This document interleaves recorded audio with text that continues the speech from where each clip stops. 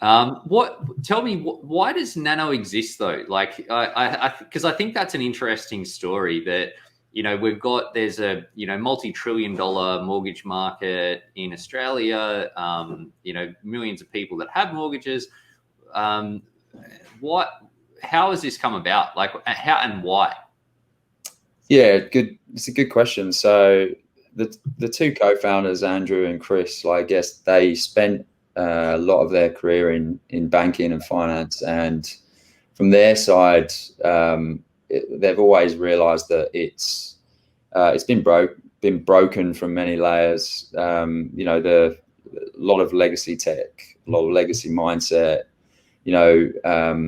That kind of causes challenges to get new ideas off the ground, that where the people in these big organizations really want to help their customers, and a lot of them do an extremely good job, but they do it in despite of having really bad tech to handle with.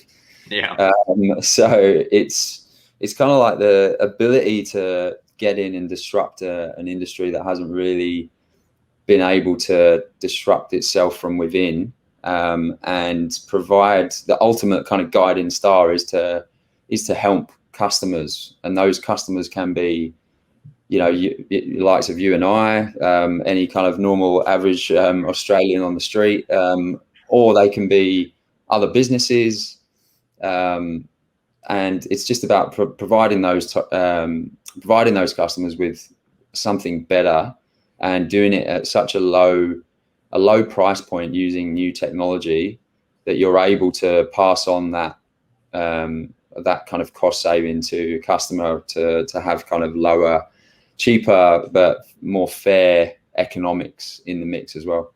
And I think that transparency is something that is I think really welcomed by, I know that for the people that we work with on the financial planning side, that it's something that, and I think it's probably it's not exclusive to younger people, but it's something that's more in demand, because outside of financial services, it's something that's more commonly practiced. Whereas it's weird that historically, and even up till today in certain pockets, that it's a bit, it's a bit more opaque in terms of how things work, and, what are the fees that sit behind it. And I think, I certainly don't want to be want the chat to turn into a massive product vlog for Nano, although I think you guys are doing some amazing work. But one of the things that I really love when I came across Nano initially, and watching it progress, is that you're consistent with mortgage interest rates.